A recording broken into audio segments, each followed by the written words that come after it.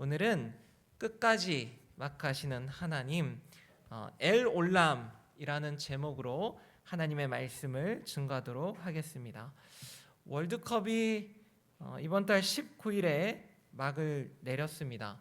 한 달 넘게 지구촌의 많은 사람들을 환호하게 했던 그 축제가 끝을 낸 것이죠.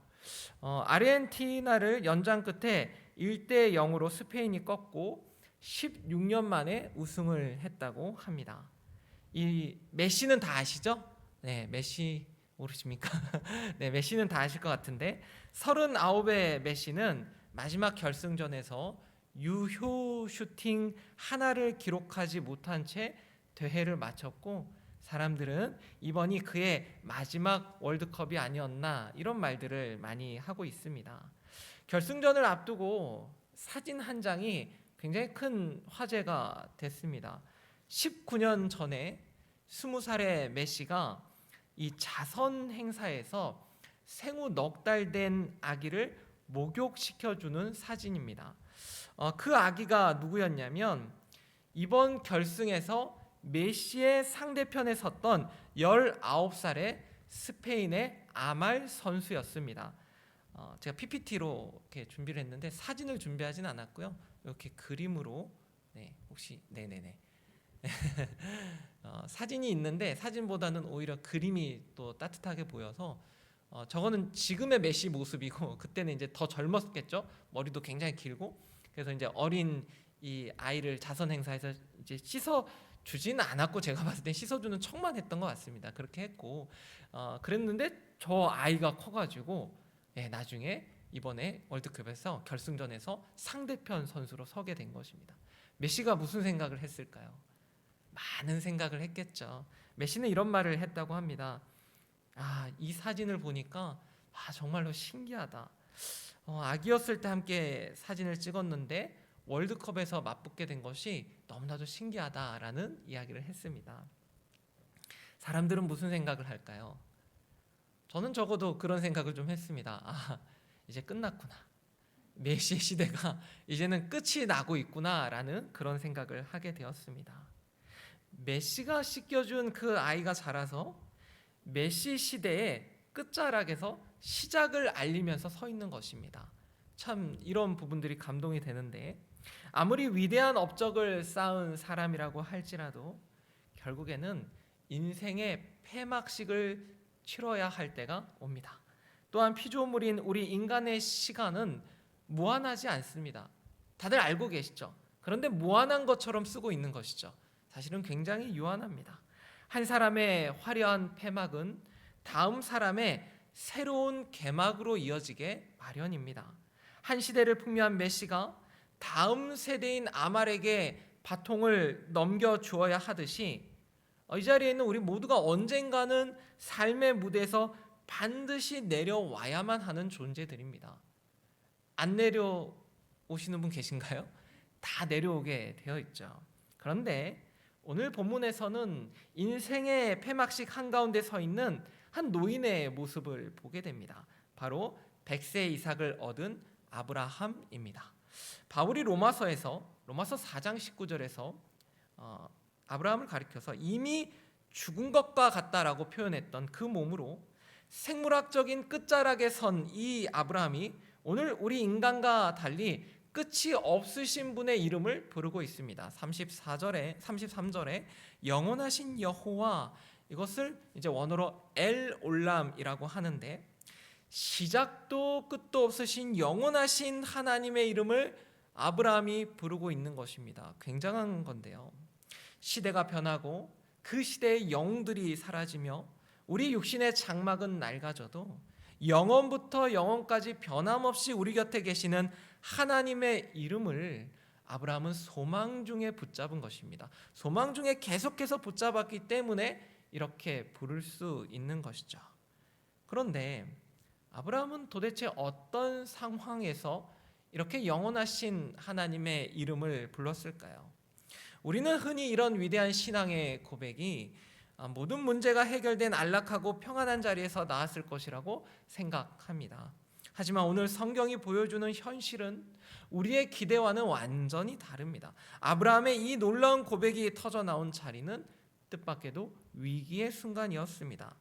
그가 어떻게 그 위기 가운데 영원하신 엘 올람의 하나님을 붙잡았는지 그 배경 속으로 한 걸음 함께 들어가 보도록 하겠습니다. 오늘 읽진 않았지만 창세기 21장 5절을 찾아서 같이 한번 읽어보겠습니다. 멀지 않으니까요. 창세기 21장 5절의 말씀을 함께 읽어보도록 하겠습니다. 시작. 아브라함이 그의 아들 이삭이 그에게 태어날 때 백세라. 아멘. 지지난주 우리는 마치 추가 시간에 터지는 통쾌한 역전골처럼 아브라함의 인생에 이삭이 태어나는 그런 기적의 장면을 보았습니다. 하란을 떠나서 가나안에 들어온 지 무려 25년이라는 아주 길고 긴 그 기다림의 시간 끝에 마침내 그 가정에 이삭 웃음이 찾아왔습니다. 자, 그러면 이제 이삭이 태어났으니까 아브라함의 남은 인생은 두루마리 화장지가 술술 풀리듯이 그 인생이 잘 풀려야 하지 않겠습니까? 그런데 잘 풀리지 않죠. 21장 5절에서 쭉쭉쭉 넘어가면 오늘 함께 읽은 본문 25절이 나오는데 25절을 다시 한번 읽어보도록 하겠습니다. 25절입니다. 21장 25절을 다시 한번 함께 읽어봅니다. 시작. 아비멜렉의 종들이 아브라함의 우물을 빼앗은 일에 관하여 아브라함이 아비멜렉을 책망하매, 이렇게 기록이 되어 있습니다. 빼앗은이라는 말은 히브리어 원어로 까잘이라고 하는데 단순히 주인이 안 볼 때 몰래 샥 훔쳤다 이런 뜻이 아니고요. 폭력을 동반하여서 강제로 짓밟고 강탈했다라는 뜻을 가지고 있습니다. 목을 축일 물이 귀한 반사막 지역에서 우물은 유목민의 생명줄이자 가장 큰 재산이었습니다. 우물 하나 때문에 피를 흘리며 전쟁까지 나던 그런 시대입니다. 아브라함은 내 가족, 내 짐승을 살릴 그 생명줄을, 그 우물물을 두 눈 시퍼렇게 뜬 채로 강탈당한 것입니다. 왜 이런 억울한 일이 생겼습니까? 아무리 큰 하나님의 축복을 경험한 사람일지라도 아브라함은 그 땅의 주인이 아니라 나그네였기 때문입니다. 많은 부를 축적했어도 하나님의 언약을 받은 아주 위대한 사람일지라도 타향에서 객으로 살아가는 자는 원래 털을 잡은 사람들이 부리는 그 텃세 앞에 한없이 무력하고 약해질 수밖에 없는 것이죠.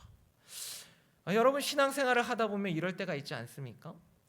하나님의 응답을 받은 뒤에도 인생의 문제가 사라지지 않고 계속 우리를 괴롭힐 때가 있다라는 것입니다. 100세의 이삭을 품에 안았다고 해서 아브라함의 인생 가운데 위기들이 다 비껴간 것이 아닙니다. 하나님이 내려주신 복을 온몸으로 받아낸 이 믿음의 조상 아브라함도 세상 속에서는 여전히 우물을 빼앗기면서 억울한 일을 당했습니다. 그러니 우리 삶에 억울하고 답답한 일이 닥쳤을 때 이건 내 믿음이 부족해서 이런 일이 일어난 건가? 라고 생각하시는 것이 다 맞는 말은 아닙니다.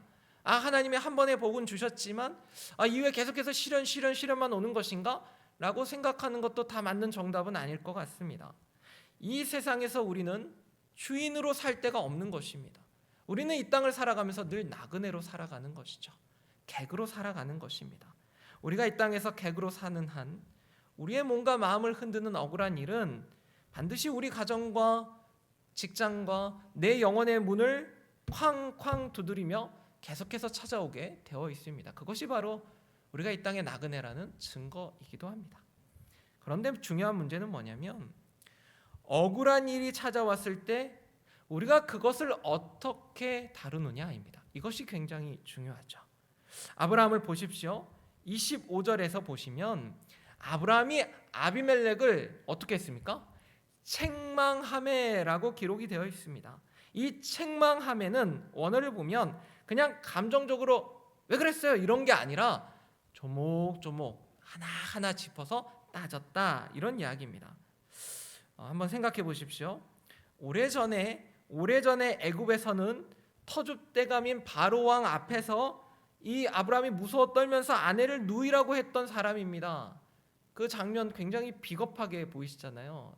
제가 봤을 때도 너무 비겁하다. 목숨을 걸고 내 아내를 아내라고 말해야 되지 않는가? 네, 저도 그런 상황이 되면 어떻게 될지 모르겠지만 그래도 다 사람들이 비난하지 않습니까? 그런데 그렇게 비난을 받았던 사람이 이렇게 성장한 것입니다. 아비멜렉을 책망하고 있다라는 것이죠. 이제는 세상의 권력자 앞에도 주눅들지 않는 영적 거장으로 자랐습니다. 아브라함이 너무 당당하게 말하니까 이 아비멜렉이 26절에 보시면 쩔쩔매면서 이렇게 말합니다. 아마 이런 것들을 상상하면서 읽어보십시오. 26절을 다시 한번 이런 느낌으로 한번 읽어보겠습니다. 시작. 아비멜렉이 이르되 누가 그리하였는지 내가 알지 못하노라. 너도 내게 알리지 아니하였고 나도 듣지 못하였더니 오늘에야 들었노라. 이게 어떻게 읽어지십니까? 아비멜렉이 야 누가 그랬는지 나 몰라 이랬겠습니까? 아니 내가 누가 그랬는지 나 몰라. 야 너도 몰랐잖아. 우리 다 몰랐잖아. 이렇게 막 이런 식으로 얘기를 하지 않았겠습니까? 막 쩔쩔매는 것입니다. 그리고 가만히 보면요, 억울한 일의 상당수는 위에서 내려오는 것이 아니라 옆에서 오는 것 같습니다. 옆에서 아비멜렉이 모르는 사이에 자기 아랫사람들이 이런 일을 벌였다라고 말을 하는데, 자 아브라함은 이 말을 듣고 그 다음에 어떻게 합니까? 아브라함은 이 억울한 상황 속에서 자신의 선에서 깔끔하게 매듭을 지어버립니다. 그리고 이 방법이 우리의 상식을 완전히 뒤바꿔 버립니다. 아마 이 방법이 성경적이다라고 많은 분들이 생각하기도 하실 것 같습니다. 생각해 보면 오늘날에 보면 억울한 일을 당하면 피해자가 가해자에게 손해배상 소송을 제기하는 것이 당연합니다. 그런데 창세기의 이 장면에서 피해자인 아브라함이 오히려 가해자인 아비멜렉에게 값비싼 선물을 줍니다. 30절을 보십시오. 30절을 보시면 뭐라고 기록되어 있습니까? 30절을 같이 한번 읽어보겠습니다. 시작. 아브라함이 이르되 너는 내 손에서 이 암양 새끼 7을 받아 내가 이 우물판 증거를 삼으라 하고. 고대 근동사회에서 7이라는 숫자는 단순한 숫자가 아니라 완전함을 뜻합니다. 아브라함은 지금 막 비굴하게 째째하게 막 두려워하면서 다투지 않는 것입니다. 비록 우물을 빼앗겨서 피가 거꾸로 솟는 그런 억울함이 있었겠지만 이 암양 새끼 7마리를 내어주면서 아마 속으로 이렇게 선언했을 것 같습니다. 속으로요. 이 성경에 기록된 게 아닙니다. 속으로 이렇게 얘기했을 것 같아요. 내가 너 때문에 억울하게 손해본 것에 비하면 이 암양 새끼 7마리는 아무것도 아니다. 그런데 내가 기꺼이 내 손해를 감수하고서라도 나 너랑 더 이상 다투기 싫다. 그냥 이걸로 그냥 완전한 맹세로 이 억울함을 다 덮어버리겠다. 이런 생각을 하지 않았을까요? 그렇게 세워진 이름이 바로 일곱의 셈, 맹세의 셈, 브엘세바입니다. 그러니까 억울한 그 상황 속에서 그냥 어떻게 보면 피해자일 수 있는데 그런 자신이 오히려 암양 새끼 7마리를 그냥 주고 그냥 끝내버린 것입니다. 그 분쟁을 그냥 그렇게 끝내버린 것이죠. 이 경제학에 매몰 비용의 오류라는 말이 있다고 합니다. 매몰 비용의 오류. 그러니까 이미 써버려서 되찾을 수 없는 시간이나 돈인데 본전 생각이 나는 겁니다. 내가 얼마나 많은 시간을 들였고 내가 얼마나 많은 돈을 들였는데 그래서 계속 잘못된 선택을 이어나가는 것, 이것을 매몰 비용의 오류라고 합니다. 어쩌면 우리 인생에도 아브라함처럼 억울하게 빼앗긴 우물들이 있을 수 있습니다. 그것이 어떻게 보면 청춘을 바친 직장일 수도 있고요, 진심을 다해 만든 인간관계일 수도 있고요, 내 눈물과 땀이 쏙 빠지도록 헌신했던 가정과 교회의 어떤 자리일 수도 있습니다. 우리는 때로는 그 자리 속에서 매몰 비용의 오류에 빠지기도 합니다. 내가 우리 자녀들에게 쏟은 시간이 얼마인데, 내가 이 교회에서 이 직장에서 어떻게 헌신했는데 라는 생각을 할 수도 있다라는 것입니다.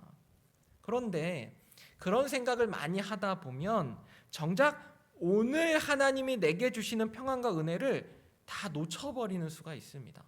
지난 시간에 내가 했던 일에 너무나도 시간을 많이 생각을 많이 하고 있으면 오늘 하나님이 주시는 은혜 온전히 누릴 수가 없다라는 것이죠. 이미 지나간 시간에 남은 인생을 바라보면서 누려야 할 복까지 다 쏟아버리는 것입니다. 그래서 사실은 과거는 잘했건 못했건 생각하지 않는 게 맞는 것 같습니다. 오늘 하나님이 우리에게 주시는 은혜, 그거 하나면 충분한 것이죠. 그걸 붙잡고 우리는 매일을 살아가는 것 같습니다. 아브라함은 분명히 피해자였는데 오히려 자기 재산을 내어놓고 과거의 어떤 일 때문에 거기에 자기 인생을 묶어두지 않았고 손해를 보더라도 자기 손으로 매듭을 짓고 자기 영혼의 자유함을 선택했습니다. 이것이 다 하나님이 주신 지혜가 아니겠습니까? 보통 억울함을 다루는 길은 세 가지 방법이 있다고 합니다. 근데 이제 세 가지가 뭐냐면 삼키는 겁니다. 억울한 일이 있습니다. 그냥 삼켜버리는 겁니다. 그래? 그리고 그냥 삼켜버립니다. 두 번째, 터뜨리는 겁니다. 나한테 왜 그랬어요? 대드는 겁니다. 싸우는 겁니다. 그리고 세 번째, 매듭을 짓는 겁니다.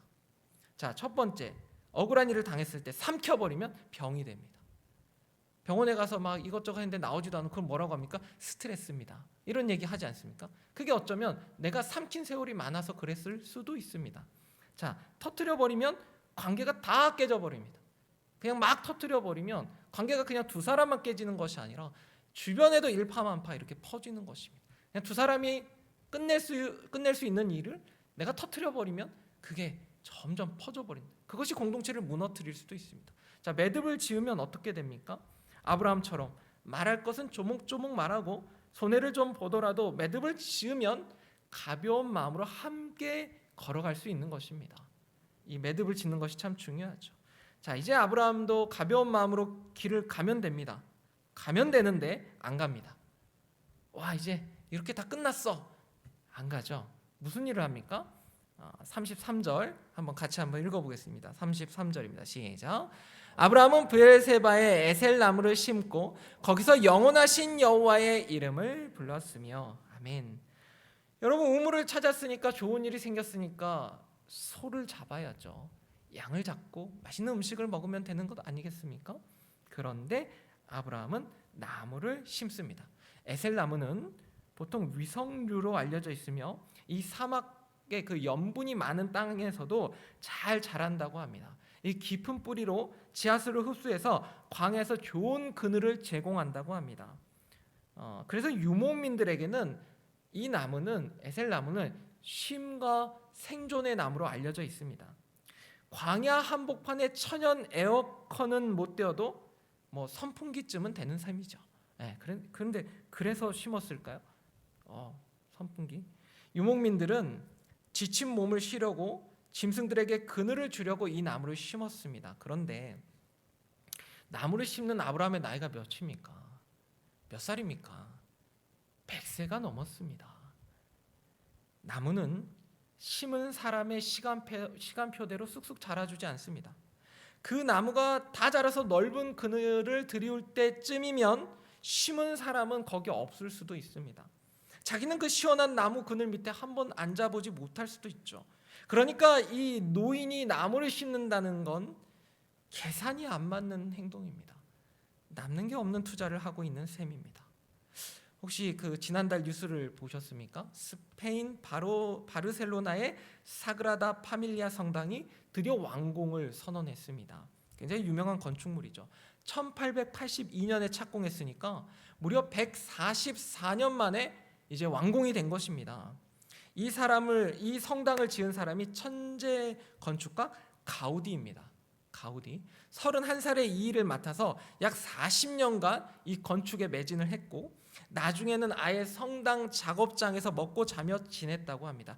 1926년 예배당에 가던 길에 전차에 치여 세상을 떠났는데 사람들이 가우디인지 못 알아봤다고요. 너무 막 행색이 막 남루해서 막 노숙자 같아서. 그리고 그 당시에 가우디가 세상을 떠났을 때 그 성당은 겨우 20% 남짓 지어져 있었다고 합니다. 어떻게 보면 탑 하나가 겨우 올라간 상태였죠. 살아생전에 완공을 못 볼 것을 가우디가 알았을까요? 몰랐을까요? 누구보다 잘 알았을 것입니다. 사람들이 물었다고 합니다. 이거는 전해져 오는 이야기지 실제 했다라는 기록은 아닙니다. 그런데 많은 사람들이 이렇게 전해졌다고 하는데, 그래서 가우디한테 물어봤다는 거예요. 선생님, 왜 이렇게 오래 걸리는 건물을 짓습니까? 답답하지 않으십니까? 그때 가우디가 남긴 대답이 이랬다고 하죠. 나의 의뢰인은 서두르지 않으십니다. 나의 의뢰인은 서두르지 않으십니다. 그의 의뢰인이 누구였겠습니까? 건축주도 그리고 바르셀로나 시민들도 아니었습니다. 바로 하나님이었습니다.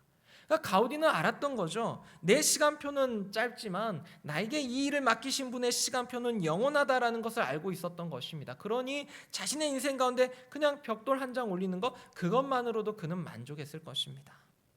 그리고 이 성당이 지난 6월 10일 가우디가 세상을 떠난 지 정확하게 100년이 되는 날 이제 완공을 선언했지만 아직도 마무리 공사가 몇 년은 더 해야 된다고 합니다. 여전히 하나님은 급하지 않으신 것 같습니다. 이렇게 시간표가 좀 다른 것 같은데, 아브라함이 브엘세바에 에셀 나무를 심은 마음이 이것입니다. 내가 이 나무가 다 큰 것을 보지 못하더라도 나는 이 나무를 심겠다. 내가 누리지 못할 것을 위해서 오늘 자신에게 주어진 시간을 그렇게 쏟아낸 것입니다. 그리고 뭐라고 부릅니까? 영원하신 여호와 엘올람의 이름을 부른 것입니다. 자기 몸은 하루가 다르게 지치고 늙어가고 있는데 그의 영혼은 오히려 끝이 없으신 그 영원하신 하나님을 똑똑히 바라보고 있었던 것입니다. 지난 4주 동안 우리가 함께 추적해온 신앙의 발자취를 한번 돌아보시기 바랍니다. 척박한 현실 속에서 아브라함의 가문은 그동안 어떻게 하나님의 이름을 부르며 여기까지 왔습니까? 전쟁에서 승리하고 돌아오던 날에는 엘 엘yon, 지극히 높으신 하나님, 그 하나님의 이름을 불렀습니다. 그리고 16장에서는 엘로이, 이것은 아브라함이 부른 건 아니죠. 하갈이 불렀죠. 그리고 엘샤다이, 17장에서 전능하신 하나님의 이름을 불렀고, 그리고 오늘 인생의 저녁을 맞이하면서 아브라함은 엘올람의 하나님을 부르고 있습니다. 그 16장에 엘로이라는 이름, 다시 한번 말씀드리지만 억울하게 쫓겨나서 광야에서 눈물로 통곡하던 그 여종 하갈이 하나님을 만난 후에 부른 이름이죠. 엘로이, 나를 감찰하시는, 옆에서 감찰하시는 하나님. 성경에는 하갈이 아브라함에게 이 엘로이의 하나님, 나를 감찰하시는 하나님의 이름을 가르쳐 주었다는 기록은 없습니다. 그러나 죽을 고비를 넘기고 이스마엘을 품에 안고 돌아온 여종 하갈의 삶을 통해서, 이 하갈의 삶을 통해서 아브라함의 가정에는 가장 낮은 곳까지 옆에서 살펴보시는 엘로이의 은혜가 자연스럽게 흘러가고 공유되었을 것입니다. 우리의 신앙도 마찬가지인 것 같습니다. 제가 PPT를 준비했는데 나이테의 그림이 있습니다. 신앙의 나이테는 나 혼자만의 힘으로 다 채워가는 게 아닌 것 같습니다. 내 곁에 있는 영적 가족들이 만난 하나님이 내가 아는 하나님을 더 크고 깊게 넓혀주는 것 같습니다. 나보다 연약해 보이던 옆자리에 있는 그 누군가의 눈물의 간증들이, 그리고 이번 여름 캠프에서 돌아온 우리 손주 자녀들의 고백이 내가 미처 알지 못했던 하나님의 새로움과 놀라움과 위대하심을 드러내는 것 같습니다. 그것이 우리 신앙의 나이테를 함께 성장시켜 가는 것입니다. 저는 때때로 캠프에서 참 놀라는 것이 있습니다. 아이들이 기도한다라는 것입니다. 우리 아들이 없긴 하지만 아들 옆에 항상 한 녀석이 같이 다닙니다. 그래서 우리 친구들께까지 따라온 이제 이런 경우인데, 저희 아들이 기도를 하는지 안 하는지 저는 잘 모릅니다. 그런데 이제 이번에 캠프 때 우리 최승민 목사님이 제 아들 위해서 기도를 해주는 모습을 제가 보고 그래 너무 감사했습니다. 그리고 저도 이제 다른 자녀들을 위해 기도하는데, 제 아들 옆에 있는 녀석이 저한테 그런 얘기를 하더라고요. 저한테 이제 교회에서 목사님이라 하고 밖에서는 삼촌이라 하는데, 삼촌 다니가 기도하던데요? 제가 모든 분들께 감사의 말씀을 좀 전하는, 제가 우리 담임 목사님 이하 많은 분들께, 우리 최 목사님들 그렇고 우리 성도님들, 교사들, 우리 권사님들, 집사님들 제가 너무너무 감사하더라고요. 감사 언급을 많이 하진 못했지만 제 마음이 너무 저 혼자 감동인가요? 제 아들이 기도했다라는 그 이야기를 듣고, 그래 너가 얘기했으면 진짜 기도했겠구나 이런 생각을 했고, 저희 아들뿐만 아니라 정말 그 캠프 청소년 청년 연합 캠프 그 저녁에 정말 다 같이 기도하는 모습들이 얼마나 감동이었는지 모릅니다. 그래서 그때마다 놀라는 게 어린 자녀들이 자기 입술로 자기 입으로 기도하는 모습들이 너무나도 큰 감동이었습니다. 자, 다시 빨리 아브라함으로 와보도록 하겠습니다. 자, 하나님을 아는 지식이 이 아브라함 가문 가운데 나이테처럼 다 새겨지고 있었던 것입니다. 하갈의 신앙도 사라의 신앙도 그렇게 막 이렇게 되어 있는데, 그런데 한번 생각해 보십시오. 많은 고백을 할 수 있지 않습니까? 놀라우신 하나님, 뛰어나신 하나님. 그런데 왜 아브라함이 33절에서 자신의 노년에 영원하신 하나님이라고 했을까요? 젊었을 땐 잘 몰랐던 것입니다. 젊었을 때 인간은 착각 속에 살아갑니다. 내 젊음과 건강이 무한할 것 같고 내게 주어진 시간이 끝없이 펼쳐져 있을 것 같습니다. 그래서 청년의 때에는 영원이라는 단어가 도무지 피부에 와닿지 않습니다. 당장 눈앞에 쌓아 올릴 성취와 계좌의 잔고와 내 자리와 명예가 훨씬 더 중요해 보이기 때문입니다. 그러나 나이가 들고 흰머리가 늘어가며, 저도 굉장히 많이 있습니다. 그래서 옆을 좀 바짝 치는 건데, 이게 막 늘어갈수록 육신의 세잔함을 겪다 보면 우리는 피할 수 없는 뼈아픈 진실 하나를 마주하게 된다라는 것입니다. 내 시간표의 끝이 거의 왔구나.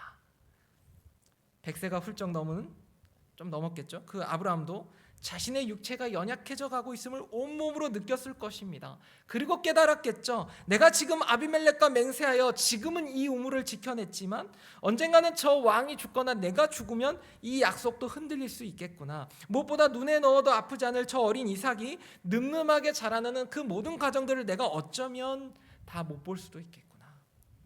내 힘으로 아무것도 통제할 수 없다는 것, 내 시간이 얼마 남지 않았다는 그 한계에 부딪힐 때 인간은 보통 둘 중 하나의 길을 택하게 됩니다. 하나는 불안과 두려움에 사로잡혀서 남은 재산과 이 자식을 내 통제 아래 더 꽉 움켜쥐려 발버둥 치는 것입니다. 그리고 다른 하나는 내 손에 쥐었던 힘을 다 빼버리고 나의 전부를 영원하신 분의 손에 온전히 맡겨드리는 것입니다. 아브라함은 후자를 선택했습니다. 내 시간은 유한하여 곧 끝나지만 내 아들 이삭을 향한 언약을 끝까지 지켜내실 분은 오직 시간을 초월하여 영원히 존재하시는 엘 올람, 영원하신 하나님 한 분뿐임을 아브라함은 고백한 것입니다. 그래서 나무를 심었죠. 아브라함의 의뢰인은 서두르지 않습니다. 그리고 우리의 의뢰인 되시는 하나님 절대 서두르지 않으십니다. 어쩌면 우리만 서두르는 것 같죠. 하나님은 절대 서두르지 않으신 것 같습니다. 그리고 출애굽기 3장 6절에서 하나님이 모세에게 나타나셔서 나는 내 조상의 하나님이니 아브라함의 하나님, 이삭의 하나님, 야곱의 하나님이니라고 하나님 또 말씀을 해주십니다. 계속 말씀을 해주시는 거죠. 마태복음 22장으로 넘어가 보면 마태복음 22장 32절을 한번 찾아보겠습니다. 너무 중요한 구절이라 마태복음 22장 32절을 한번 찾아보겠습니다.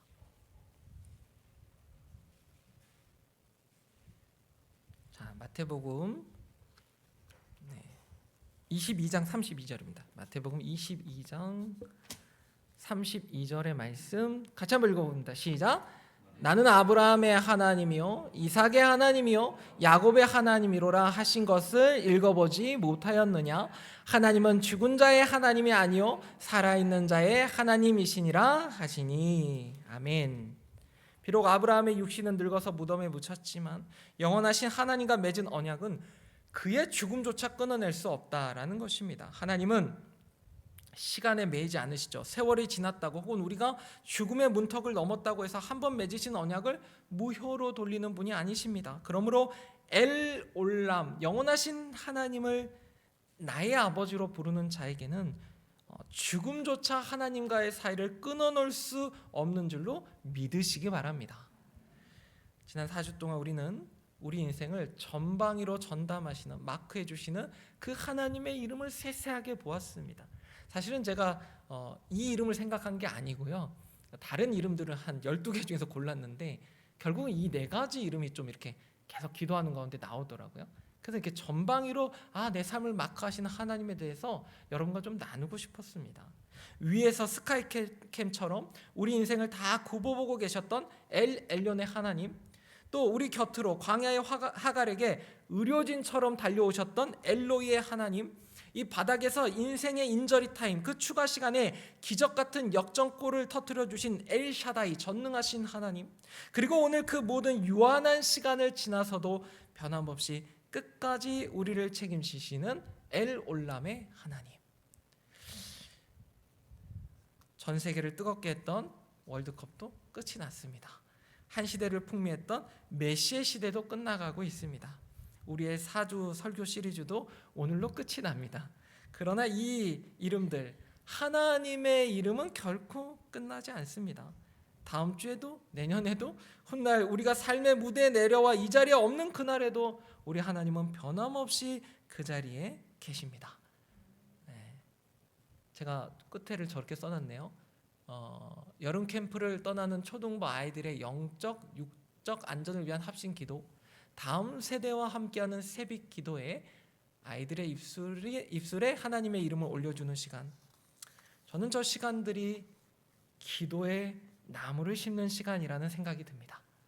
우리가 기도할 때마다 그 기도가 잘 심겨져서 자라나서, 그리고 우리가 그 기도를 할 때 우리 자녀들뿐만 아니라 우리 교회뿐만 아니라 더 나아가서 우리 한국교회에서 자라나고 있는 다음 세대들을 위해 기도한다면 그 기도들이 다 자라서 마침내 하나의 그늘이 되고 우리 자녀들이 힘들 때 그 그늘로 와서 하나님의 품을 온전히 누리게 될 줄로 믿습니다.